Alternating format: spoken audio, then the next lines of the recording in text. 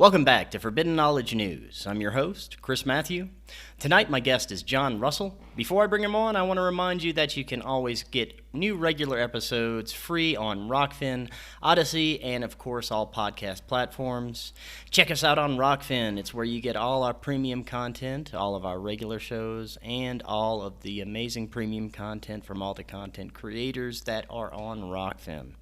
Also, we have an amazing merch store up, t-shirts, stickers, bags, all kinds of cool stuff. That link is in the description, or fknstore.net. We also have a really cool new affiliate that you need to check out, especially if you want to see what goes on in our sky at night. Hoffman Optics at UFOnightvisiongoggles.com. Check these guys out. They have military-grade Gen 3 and beyond night vision goggles and UFO night vision tours available. You can see everything with these awesome goggles. Just be sure to put Forbidden1 as any promo code in the order notes when you check them out. And finally, check out the great products at Ascent Nutrition. They're an amazing all-natural health and nutrition company, and not only do they have supplement categories like vitality and energy, healthy metabolism, and detoxification, you can see brain focus, intuition, and consciousness. I've been taking their nootropic focus, their liver detoxification, and my focus and attention is off the charts. If you're ready to optimize your meat suit, check out Ascent Nutrition. Tonight I want to welcome to the show John Russell. He has been an internationally known professional psychic for almost half a century, working with clients around the world. He's been a featured guest on many popular radio shows and recently filmed a TV pilot for the History Channel in which he physically explored the assassination of President Abraham Lincoln. John, welcome. How are you doing tonight? I'm doing great, Chris. I appreciate being here. I appreciate you having me on. Well, of course. It's great to have you on. You have a fascinating background. You've investigated some seriously interesting places from history. Yes. Really looking forward to having a conversation with you. Now, you've had these, I guess you could say, enhanced abilities since you were a very young age, right? When did you realize this?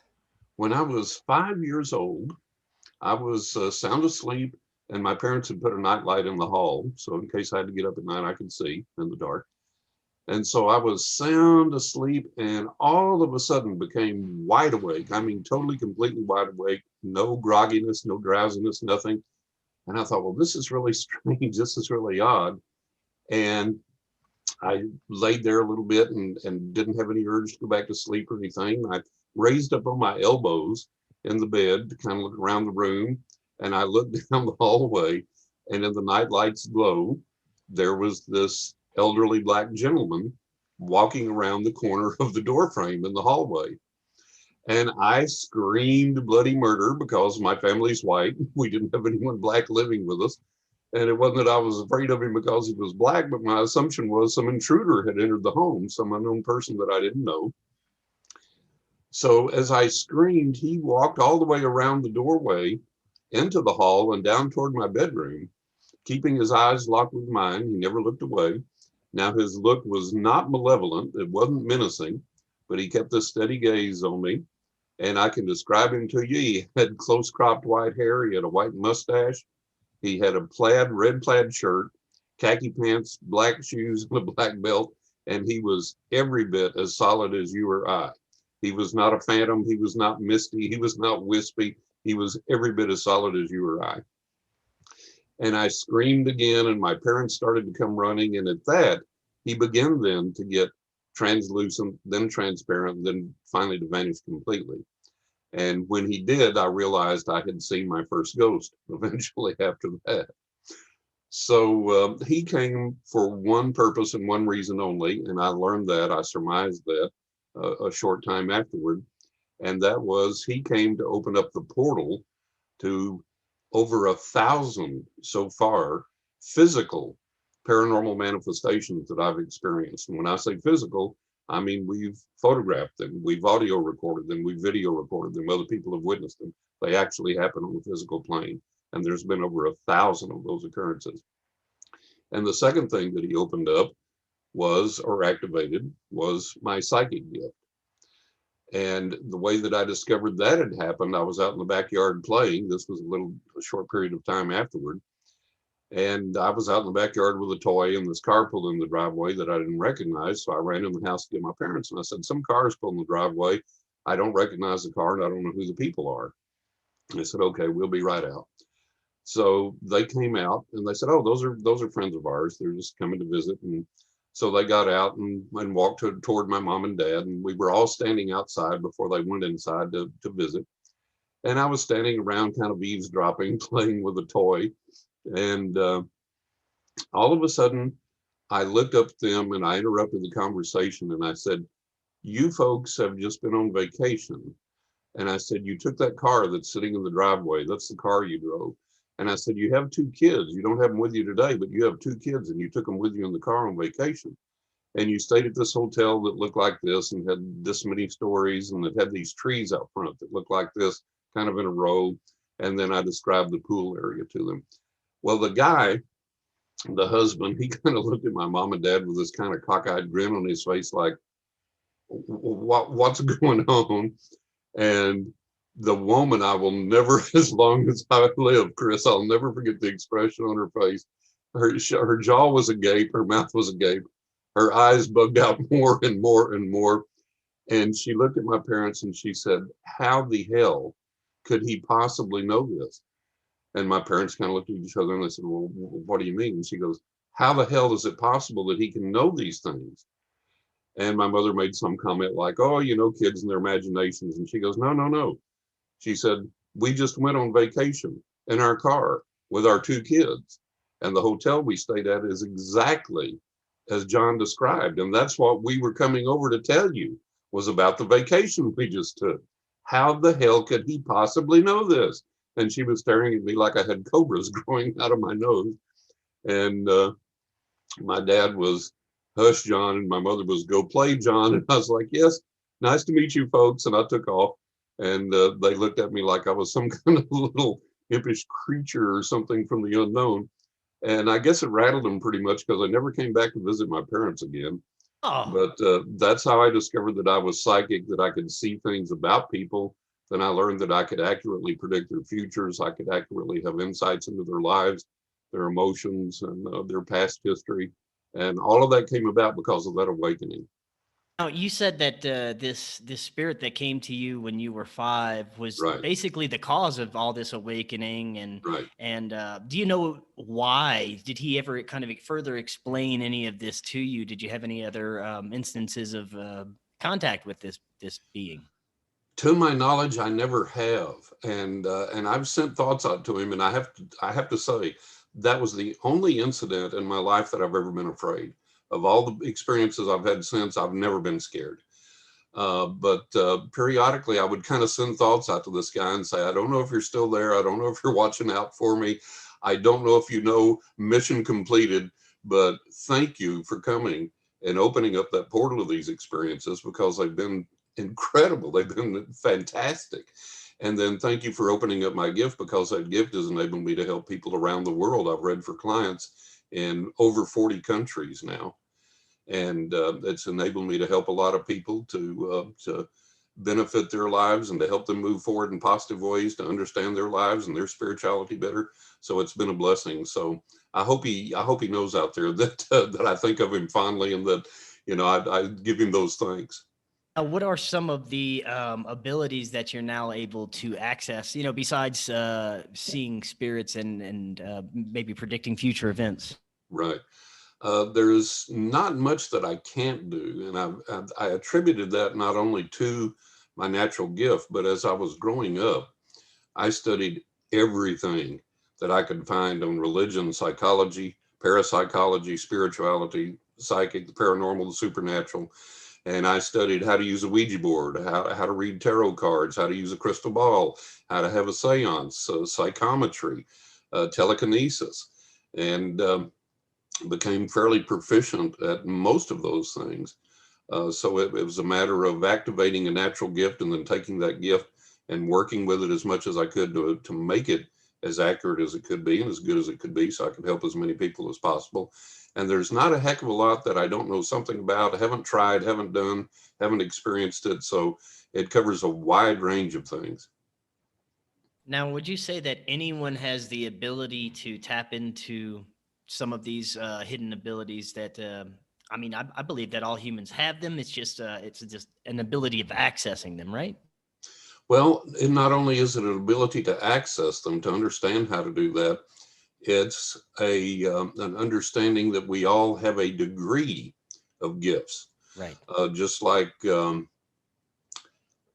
and I might be the same age, the same rough physical condition, and the same general health, but you'll beat me every single time in a foot race, whether it's a 100-yard dash or a half-mile run or a mile run or whatever.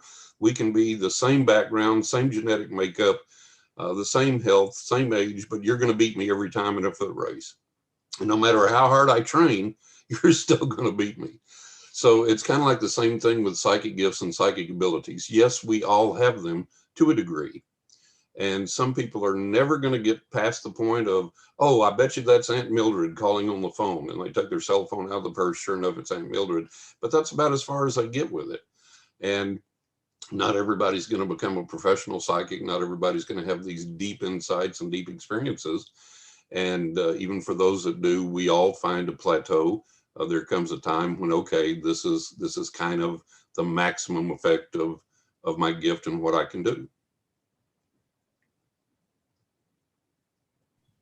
Do you think that if people, I guess, are more open to experience these things, do you think that it's because that they were born that way, that they were born more open to seeing spirits? Because I know that a lot of children, a lot of younger children, have access to some of this stuff, and then when they get older, it kind of goes away, right? Yeah. I think we're born with that kind of innate ability to whatever degree it is for us. But the problem is, exactly as you've stated, that as we age, we tend to lose that. And the reason for that, Chris, is that our parents, you don't have an invisible friend. Stop that nonsense. No, you did not see your dead grandfather sitting on the bed. Those things don't exist and those things don't happen. And then the church gets into it and, well, that's demonic. Don't fool with that. So little by little, the processes get shut down and we're made fun of and we're censored. And then you get into adulthood and people, oh, you don't believe in that nonsense, do you? And so you just gradually more and more withdraw, more and more build the walls up and gradually lose contact with that gift. And for some people, it's a little easier to retain it. For some people, have to work really, really hard to try and get it back. That's very interesting. Now, I understand you had experience with guardian angels, and A lot. Yeah. they've actually helped you with some serious health issues. Could you tell us about that? Well, not my health issues so much, other than keeping me alive through Okay, through okay. several very serious health issues. But I've had three incredibly dramatic examples, and we'll delve into them. I'll tell you a shorter one first, and if we have time, we can go into the others. They're all very dramatic, but the very first one that occurred to me that I was really aware of in a melodramatic way. Some of the thought processes in the spiritual community is that guardian angels only influence us or guide our intuition or give us signs or whatever, but they don't actually physically do anything. Well, Now, I can tell as a you, little introduction to guardian angels for people yeah, that may not be familiar, these beings are something that's always with us right, since our existence, right? right, right. And so a lot of people think that guardian angels don't actually physically influence the physical realm, our world, but they do. And I can tell you that, and the example I'm going to give you is a good example of that. Um, our neighbors, I had moved back home when I was in my, I guess, late teens, mid to late teens, somewhere around in there. I had been living on my own and I moved back home, and our neighbors that I had known ever since I was a kid, he developed dementia. And it was really sad to watch him go downhill because this had been a man that he played chess, he built things, he was really intelligent. And then to watch him decline like that was really horrifying. And when he got deeper into the throes of the dementia as he aged, and he was already pretty elderly, he became violent. And he would have hallucinations and swing at them with his cane. Maybe he wasn't having hallucinations. Maybe the veil had broken down and he was seeing the other side. We don't know, but he would also try and attack his wife. And I was one of the few people that I could come over, I could calm him down. He wouldn't come after me. He would relax when he was around me. And she would get me to come over and shave him, for example, and do things like that. So I have to preface this by saying I've had several chronic health issues ever since I was a small child, and I've always pushed myself. So when I had a good period of time, I played tennis, I practiced several martial arts, I lifted weights, I ran, I did all these things. So, and then in bad times, I was down and good, some days good to get out of bed type thing. So anyways, I was in that state of fitness, and she had asked me to come over and change some curtains out for her in the living room.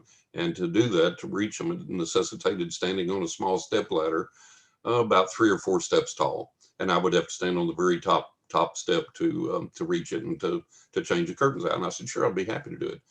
So I went over and she said, well, let me get him settled in the den, which was on the other side of the house. And she came in and showed me what needed to be done. I said, okay. I said, well, go tend to him. I can handle it by myself. No problem. So now there's a specific reason for me mentioning the martial arts.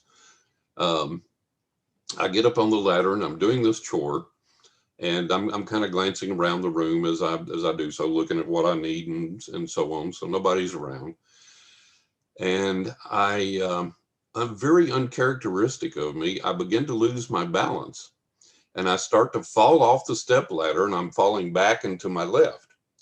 And it's going to take me a lot longer to tell you this than what actually happened. But with my martial arts training, I did judo. I did several types of physical contact martial arts, taekwondo, shotokan, other things, kung fu. And I knew through the tumbling I had done, the flying kicks, spinning kicks, all those things, that it would be real easy for me to control my body as I started to fall by simply torquing back this way a little bit and then spinning back around to create the torque.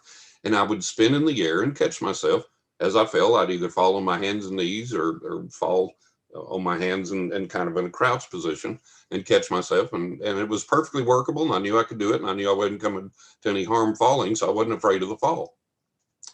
And as I torqued back this way to get ready to rebound, this large, firm hand, physical hand, pushed itself up onto my hip and my lower back and stopped my fall and pushed me back up on top of the stepladder. And it held there until I got steadied. And the second that the hand went away, I turned my head and I said, oh, thank you. And there was nobody there. And I was like, wow. Now, where I was in the room, it was a good 30 feet to the hallway and onto the other rooms of the house. So if anybody had been there, the hand is on me and I'm turning a split second later to look, nobody's there. Nobody, the flash couldn't have gotten out of the room that fast, right? Nevertheless, even though I had had this plethora of paranormal experiences, I was like, wow. And I snuck through the house real quiet. I ran through the house, looked, they're there in the den. He's watching TV. She was reading a book or knitting or doing something. And I was like, wow. So I went back, finished the chore, periodically looked around to see if I would see whoever it was, the angel, the person that had saved me, and didn't. But I told them many times, thank you, because, they literally saved me from that fall. And I mean, it was absolutely a physical presence of that hand. And not only did it stop my fall, it steadied me, pushed me back up, and held me till I regained my balance. And so guardian angels absolutely do physically intervene. Yeah, I've had a couple of strange experiences in my life where probably should have died, Yeah. and something intervened at the very last second, and it's like, wow, what happened there? How What did happened? that Yeah, happen? You know? exactly. So do you think that could possibly be guardian angels Oh, intervening? absolutely. Absolutely. And people say, well, I was in a wreck. Where was my guardian angel? Or, whatever. Well, in the first place, we have to listen. We don't listen. We're distracted. We always have the earbuds in. We're scrolling on the cell phone. We got the music going. We're chatterboxing. We're doing something. So we don't get quiet and listen and pay attention. And we have to listen to hear the voices of the guardian angels. And then when we hear those voices, we have to act on what they tell us.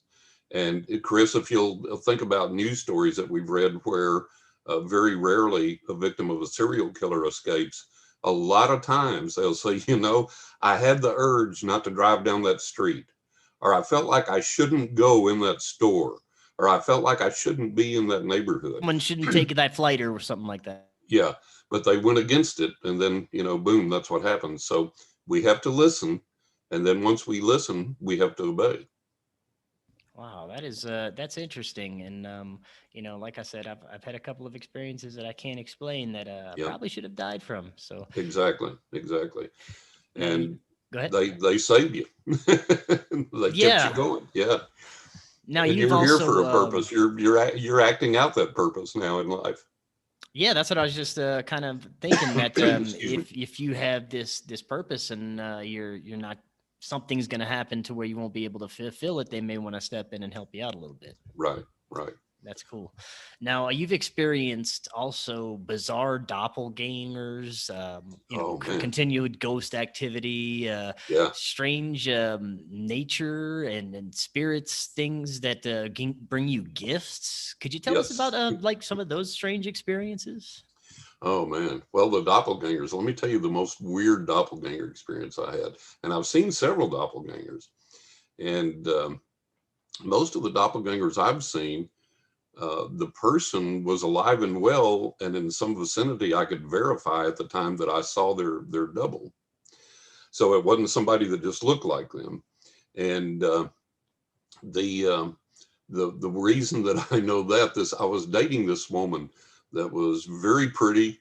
Don't look at me and don't ask how, but she was really a knockout and very flashy and very distinctive in appearance. And she drove a distinctive car with some distinctive decorations in that car, specifically on the rear deck of the car. So one morning early, I was driving down the street and coming the other way in the lane next to me, going the other way, was her car. And as it got closer, I looked, and sure enough, it was her, and it was her car. And no question, it was her because, like I say, she was gorgeous, she was flashy, she was really unique, and there was a decoration in the car that was unique to her. And my first thought was, what in the world is she doing out so early in the morning? Because she usually wasn't out and about that early. And I said, well, okay, whatever. So as she got nearer, beyond any shadow of a doubt, it was her. And I honked and I waved, and she didn't respond. I honked and I waved again. And as she got closer, she had like this death grip on the wheel, and she was staring straight ahead with the weirdest, strangest look on her face of any person I had ever seen. And I honked and waved again, and she never looked over, and she drove right on by me. So I thought, well, what in the world? Why wouldn't she look over and acknowledge me? And so I thought, well, I'll call her home phone and leave a message on her machine and bust her chops a little bit. So as I'm watching her car go away in the rearview mirror, I dial her home phone, and in a couple of rings, she picks up. And I said, what are you doing home? She said, well, idiot, where else would I be? I live here. And I was like, no, you don't understand. And then I had to tell her, I just saw your car go by me just now.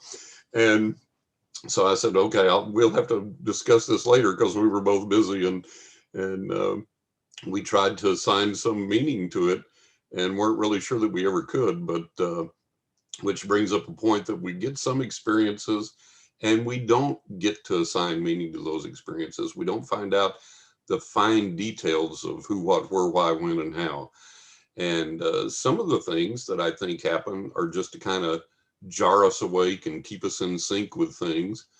And some of the things I think we experience is the other side just sending text messages, if you will. Or Just, glitch hey, in the matrix or something. yeah, it's like, hey, we're here. We just want you to know we're around, just saying Right. hi, that type of thing. And then, of course, then you have the interventions that are literally life-saving, which I've also had. So those types of things. Nature spirits you've experienced? Oh yeah, a lot of nature spirits. And one of the strangest experiences that I had, and I write about this in my first book, Writing with Ghost Angels and the Spirits of the Dead. I'm a biker. I've been a biker since I was 15, and a lot of miles on my current bike. I've got almost 114,000 miles. So I ride a lot, and I had scheduled a day off, and I was going to all of the state parks here, and then hiking several miles, and then hopping back on the bike and riding to the next state park, get in 200 or 300 miles during the day and visit 2 or 3 state parks, hike maybe 15, 20 miles. So I stopped at this first park, and I have to mention, since moving to Florida, Florida is the windiest darn state on the planet. You can be blue skies, sunshine, no storms within hundreds of miles, and the wind Yeah, will I try spent 10 and, years in Florida. I'm familiar. you Yeah. know, yeah, and the wind will try and rip you off the bike. It's like, what is up with this? So very rare wind-free days here. And that day, as I had left out, the first thing I noticed was that there was no wind, that it was absolutely still. So, and I have to preface this actually by saying that there was a book that I had read about a noted crop circle researcher. And he had stated that if these crop circles were made by intelligences, then we ought to be able to communicate with those intelligences. And he had made the request that a certain pattern appear in a certain patch of grass that he could see outside his office window, and it did. And I thought, well, that's real interesting. I'm going to try that. So I did before I left out that morning, and went on my ride, stopped at the first state park, got off the bike, and started walking down the path. And from a good ways away, I could see this small saw palmetto, which is a type of palm. And it was real young, so it was about 2 or 3 feet high. And the weird thing about it was, as I was walking toward it, it was on an arc going back and forth like this, and about that fast. And the arc was about 2 or 3 feet wide. So I'm like, what in the world is this? And I look around the forest, and I said, well, it must be the wind. And there is not a leaf stirring anywhere in the forest. And I thought, okay, this is pretty weird. So as I get closer, I look at this thing, and it's going like crazy, and the arc is perfectly straight. It's not wavering as it goes. It's going straight back and forth in a perfect straight arc. And as I get closer, I can hear it, and the stem is bending and going tick tick tick tick tick tick tick tick, just like a metronome. And I thought, what in the world? So I get up close to it, and I'm standing there staring at it. And I think, okay, let me inspect this thing. So I get down and I look for a snake or a bug or a bird or anything. And it's perfectly whole. It's perfectly intact. There's nothing crawling around underneath it. It's just bending from the stem about 6, 8 inches up, and pivoting back and forth on this constant arc, tick, tick, tick, tick, tick, tick, tick, tick. So I said, it looks to me like it's waving at me. So I said, well, hi, I appreciate you welcoming me to the forest. And if you have any particular message for me or anything, let me know. And I didn't really discern anything. So I said, well, I'll wave back to you, and I'll leave you with a blessing. I'm going to go on the hike, and I'll see you on the return trip. So I walk down the trail, and as I'm walking, I look back, and it's still going on the same arc. I get down to the end of the trail, and it's out of sight by now. So I get down to the end of the trail, turn around, start to make the hike back. And as I get back close enough to where I can see it, it's still going just as fast in the same arc that it was when I saw it.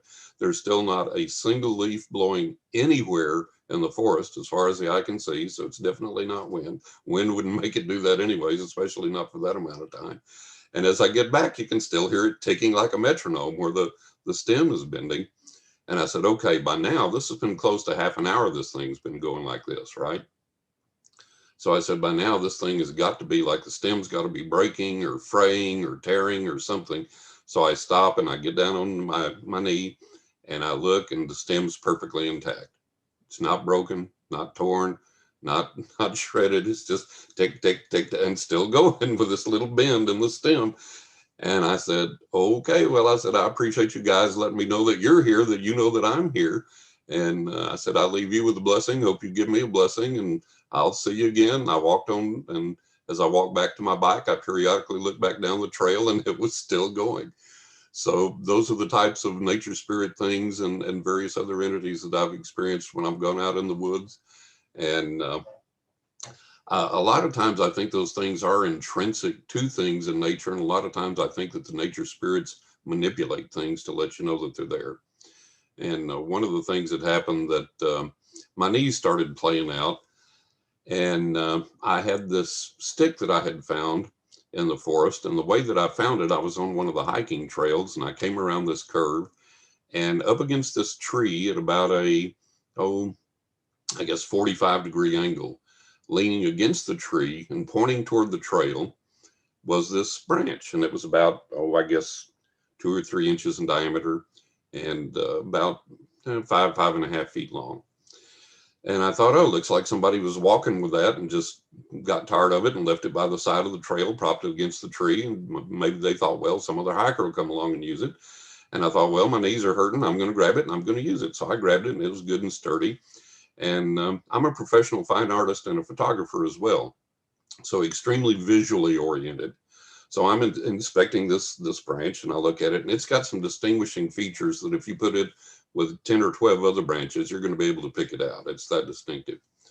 So I'm grabbing it and I'm walking with it. And every time I go to that particular state park, I use it because it's kind of becoming like an old friend to me now, right? And when I end my hike on this trail, there's this clump of grass and weeds up under these trees. And I would go back up in there and hide this branch up under this clump of grass and weeds and things where it was out of sight, but where I knew where it was. And every time I'd go back to the state park, I'd dig it out and I'd use it to hike with. Well, about this time, I saw this advertisement for this collapsible aluminum walking stick with a compass in the handle and a padded grip and all this stuff. And it would fit in my saddlebag. And I thought, boy, this is pretty neat. I'm going to get that. So I did, and it was really great to walk with, but I missed my old buddy. So periodically I would go and dig it out. And I said, okay, well, I'm going to, sometimes I'll use it. Sometimes I'll use the aluminum walking stick. And then I found another branch and sometimes used it. So I put the two branches together in the underbrush there. And they were totally, completely hidden. Nobody could see that they were there. Nobody could tell that anything was there.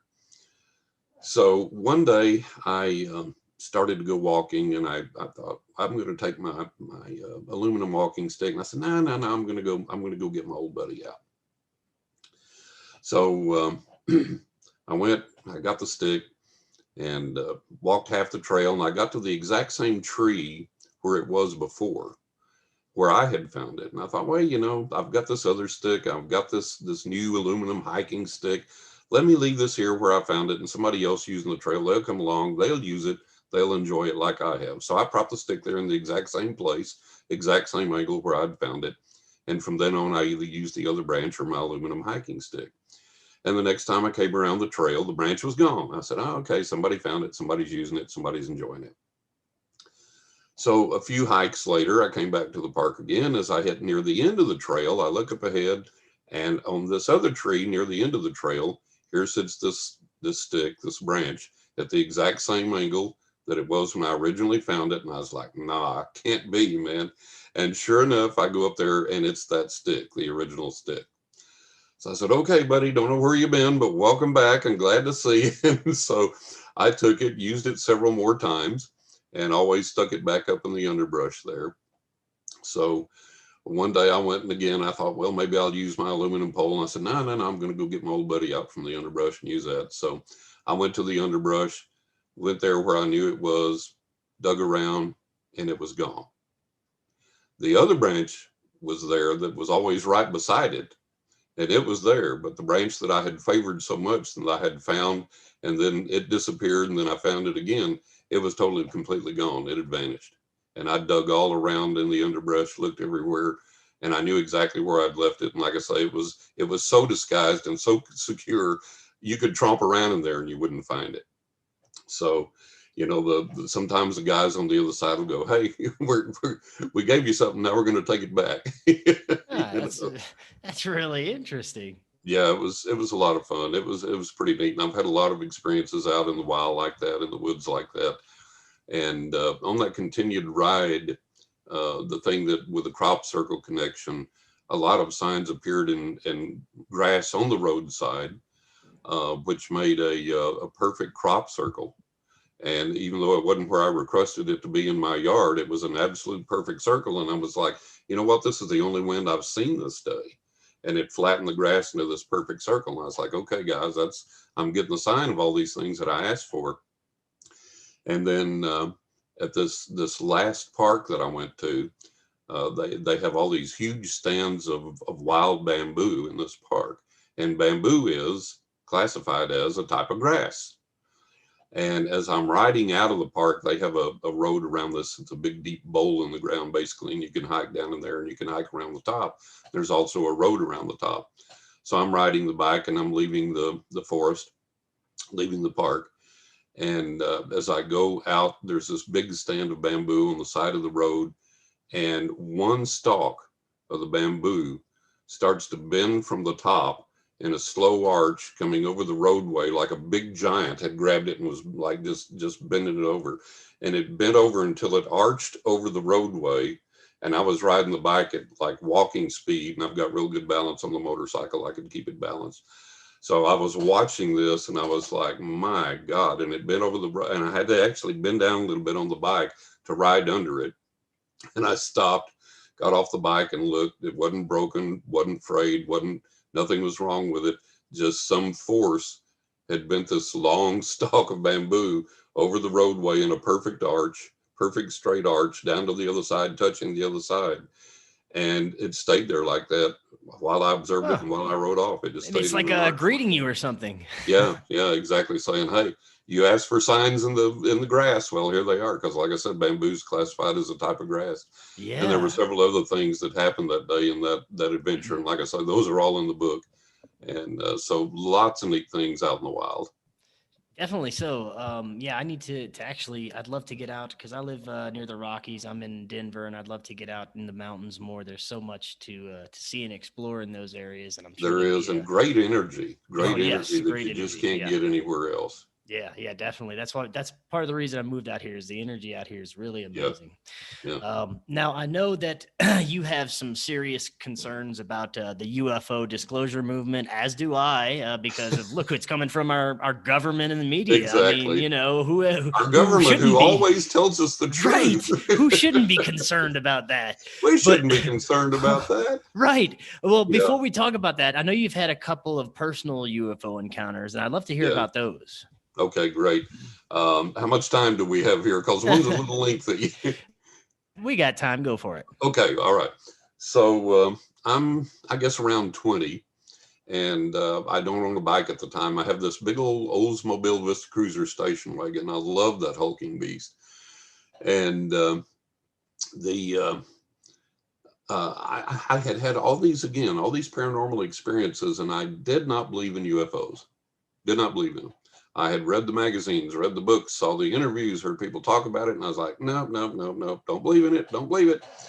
So this one day, I had been at this place. The parking lot was across a narrow 2-lane street to this building, and I could see my car in the parking lot from the building when I exited the building. And when I went out, now this is in West Texas, and we're at the tip end of Tornado Alley, and I grew up with all these violent weather things. And so as I'm going out the building, I open the door. First thing that hits me in the face is this blast of wind, this gust of wind.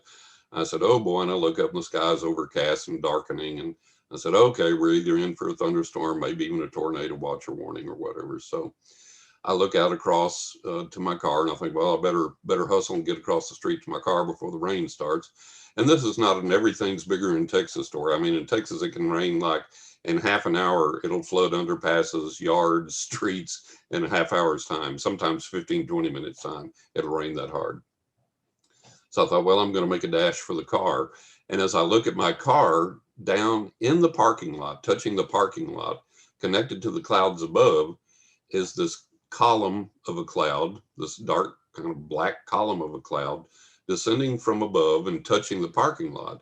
And I said, oh, geez, this must be like a small twister or something or whatever. And I'm watching this thing, and undulating in and out of the cloud, these orbs, colored glowing orbs, big, large size, come out to the, like right to the edge of the cloud and come out just a little bit, and then they recede back into the cloud and disappear. And they do that all the way up and down the length of the cloud, and they're like fluorescent colors. They're red and green and yellow and purple and orange and all this. And another thing I notice is that around the base of the cloud, where you would expect debris in the parking lot to be blowing, everything is perfectly still. So this is the first thing I did, Chris. I looked at this and I said, well, here I am in my 20s or late teens, about 20.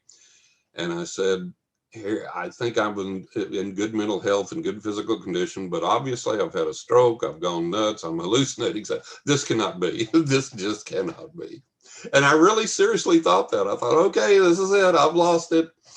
And I get this bizarre urge to walk toward the cloud. So I walk toward the cloud a few steps, and it advances toward me in the parking lot. And I stop, and it stops, and I back up several steps, and it backs up, of the equivalent of what I've done. And I'm like, okay, now I know I've lost it. And I walk toward it again. It advances toward me. I stop, it stops. I back up, it backs up. So I'm standing up by the door, and this guy opens the door, the friend of mine, and whacks me in the back. Goes, oh man, I'm sorry. So what are you doing standing so close to the door? And without even waiting for me to answer, he looks up and he goes, oh wow, looks like we're in for a big storm, huh? And he looks across, sees this thing in the parking lot, and he goes, what in the world is that? I'm like, oh, thank God I'm not nuts, because he sees it too. And I said, wait, watch this. And I walk towards the cloud, and it comes towards me. I stop, it stops, I back up, and it backs up. I said, isn't that the weirdest thing you've ever seen? He looks at me like I'm the weirdest thing he's ever seen. He goes, bye. And he runs the other way. His car's parked in a different direction. Oh, He wow. leaves me there alone with this thing. I'm like, thanks a lot, buddy. Now that I know it's real, what do I do now? So I wait a little bit more, and this thing goes back up into the clouds overhead, and the clouds start to move over really quickly. And I'm like, oh, okay. I run for my car, get in. I'm like, what in God's name was that? So I get out, and I have to say, I know this town like the back of my hand, still do to this day. And so I know exactly where I'm at on all the streets, and we have cars angle parked on the streets. And as I get out and start driving, it starts to rain. And when I say, Chris, it starts to rain, it gets to the point that with my wipers on high, my headlights on, I can only see a foot or two beyond the hood of my car. And the cars that are angle parked on the side of the street, I can look out my passenger side window and I can't see them at all. And I am panicking because I'm thinking I'm going to scrape these cars over here. I'm going to run into somebody in front of me. Somebody behind me is going to hit me. And sure enough, we get to the stoplight, and I've been counting the streets, and I know where we're at. And you can just barely see the red glow of the stoplight through the rain. And this car in front of me stops. My headlights pick it up, and I nearly ram into his bumper. And the car behind me nearly hits me because there's like zero visibility. And I think, what in God's name are we going to do? And I have never seen any rain like this anywhere. And so I'm like, okay, so the light changes, and I know that I'm pulling onto Twig Street now, which sits behind Beauregard Street, and Sears and Roebuck sits on Beauregard Street, and they had a huge parking lot in the back on Twig. And I said, okay, if I can somehow see the entrance to that parking lot and get in there, I'll jump out. I don't care how soaked I get. I'll run into Sears. They had a great sporting goods section in the basement. I'll go down there, look at the sporting goods till the storm passes, and then I'll drive home. So I'm poking along, trying to see this guy's bumper in front of me without hitting it and hoping the people don't hit me. And I'm still trying to look out my passenger window and see the cars that I know are angle parked over there, and I can't see. And so it's so bad now. I'm holding onto the steering wheel, and I lean over in the seat. I had a bench seat, and I lean over trying to see out the passenger windows to see if I can see the tail end of these cars that I know are there. And in 1 second's time, Chris, the rain stops. Now, I don't mean it slacks off. I don't mean it slows down. I mean, in 1 second's time, it was raining that hard, and 1 second later, count it, 1001, no rain. There's not a mist hitting the windshield. There's no rain down the street. I've got clear visibility all the way up and down, all the way side to side. And I'm like, wow, this is really bizarre. So I turn off the wipers. I'm sitting there, and the cars in the other lane in the oncoming traffic all of a sudden start swerving toward our lane and almost hitting cars in our lane. and people are honking and yelling, and people are rolling down their car windows and pointing up at the sky. And some people have parked like at bizarre angles and are jumping out of their cars and pointing up. And I'm like, what in God's name are you doing? What? And then it dawns on me. The bizarre weather thing, and the reason the rain has stopped like that, they're pointing, there's an F5 tornado and it's going to come down, it's going to kill us all. And the first thought that goes through my head is, I'm too young to die, man. and and I look up expecting to see this whirling tornadic doom. And over the back of the Sears building, we've gotten close enough to the parking lot of the Sears building, so you can see the back end of the Sears building. And over the back end of the Sears building, about 30 to 50 feet in diameter, is this silver metallic disc sitting there hovering about 30 feet above the Sears building, perfectly still, no smoke, no flames, no fire, no noise. And that's what everybody had been pointing at and jumping out of their cars and pointing at and nearly wrecking because they saw it.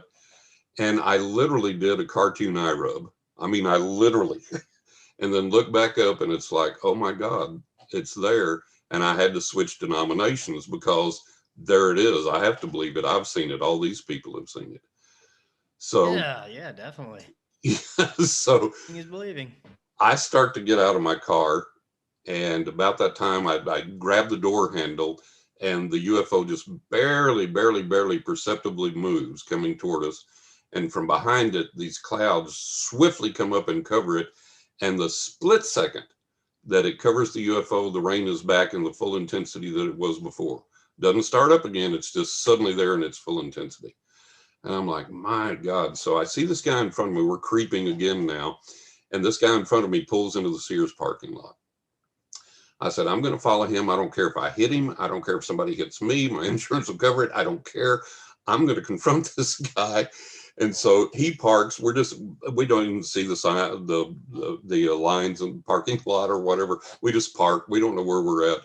He jumps out of his car and I jump out of mine, and the rain is hitting so hard it hurts. And I'm having to shield my eyes as I run for the store, and I'm running after him. Well, he gets there first, and there was like this airlock inside where they have the big mats where you wipe your feet. To the left of that, you went down to the basement, and then straight through, you went into the main Sears store through a set of double doors. So I go in the doors. He's standing there on that mat, and he's just staring down at the mat. And I walked around in front of him. We're both soaked and we're both dripping water. And I remember he wore glasses and he hadn't even cleaned his glasses off. His glasses are dripping water and beaded with water. And he's just staring down. I went and stood in front of him. It took him a little bit before he recognized I was there. And he looked up at me and I said, I'm sorry, excuse me, but did you see what I just saw? And he looked at me and he said, yeah, but I damn sure ain't going to tell nobody. And he sidestepped me and walked off through the store. And I knew that's all I'd get out of him. Oh, So, wow. and that was back in the day. It's not much better now. It's beginning to get a little bit better, but that was back in the day. If you talked about anything like that, you were nuts. You were made fun of. You could lose your job, all that type of thing. So people didn't acknowledge it very readily. But that Yeah. was my first experience. And I had to acknowledge, okay, there they are. I don't know whose they are. I don't know what they are, but there they are. I had to change my religion. Yeah, definitely. And I mean, we definitely live in fascinating times right now. I mean, Yeah, they're allowing the Navy pilots to report it, and right. naval officers and different military personnel to have reports about UFOs. And it seems like more people are kind of opening up because of this. But I don't trust the source that it's coming from, of course. Of course, Uh, yeah. Now, is there any other experiences that you've had before we start talking about what you think is going on behind this? Yeah, I've had several other experiences since then, several other sightings since then. And I write about some of those in my book as well. And some of those have been really phenomenal. And at this stage of the game, I still don't know whose they are, what they are. My suspicion is kind of like Lou Elizondo has been trying to hint to everybody. We don't have that technology, folks, and that's kind of my position is that it does have to be extraterrestrial. I don't think they're interdimensional. I do think they are physical craft. I don't think they're our imagination or caused by us. I think they are literal physical craft that are piloted by intelligent beings. And the thing that concerns me with all of this, not just the government lying to us and the secrets that they've kept on this for all these years, but the thing that really bothers me about the whole UFO experience, we have, I saw Rob Shelsky the other day. He's a MUFON field investigator, and I saw him on an interview. And he raised the point that's been concerning me for a long time. We have all of these abduction reports, and those are not good experiences. We have cattle mutilations tied to UFOs. Those are not good experiences. All of these things occur against our will. They harm us, they frighten us, and there's physical pain involved, and so on and so forth. Missing time episodes, a lot of things that are happening against our will. And as the investigator said, he said, where is that story where I was lost in the woods at night and I was cold and hungry and freezing, and this UFO came over, shone a beam of light down, and guided me safely out of the woods to safety? Where is that story? We don't have it. And we don't.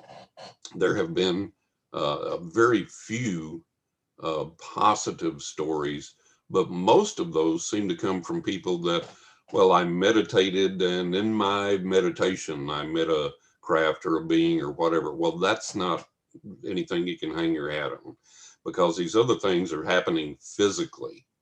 And so for you to come forward with a positive um, experience that counterbalances that, it would also have to be a physical experience. I like to, And yeah, I like to go back to Terry Lovelace's experience with sure, these beings. Whenever he says that, it was a physical tall being, and whenever he had him kind of locked down on a table, and he looked into this being's eyes, it was like he had complete control over him. He yeah, was able to read everything about him. It was extremely advanced and superior. And right, I think cases like these made me think, man, we could just be some experiment for these beings, you know? right, right. That is a possibility. Look, we're going through all these scenarios lately. Everything becomes popular in its time. And the popular theory now is they made us. We're a game simulation. We're in some cosmic whatever, this and the other. So, okay, fine. If you accept any one of those scenarios, and at this point, look, none of us know. Bottom line, period. Right. None Yeah. of us know. But if you accept any one of those theories, okay, but there's still the spiritual component there. If the aliens made us, who made them? Exactly. That is You the know, huge question that I love to ask, because what is this spiritual component? And is exactly. it somehow connected to the UFO phenomenon in any way? Some think it is. Yeah, some think it is. I don't think it is. I think that there is a God, a creator, a source, whatever out there. And I think that everything owes its existence to that ultimately. But I don't think that, to me, now the other side is funny. It's hands on and it's hands off.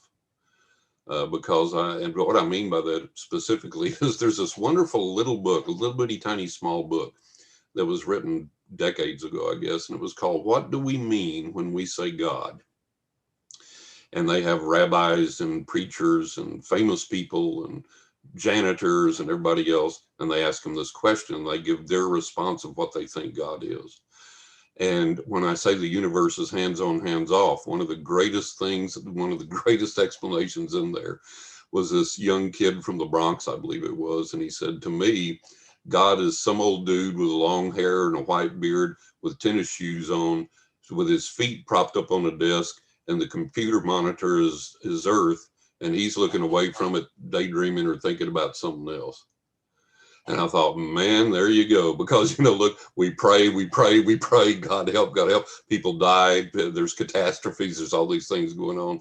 And yet, in the midst of all that, we do get our guardian angel experiences. We get this, we get that, so on and so forth. So the universe kind of seems to be this hands on, hands off kind of thing. And it's almost like, okay, if God created all of this stuff everywhere, then it's kind of a sit back and see what happens kind of deal, is the way we experience this. It's the way it comes across to us.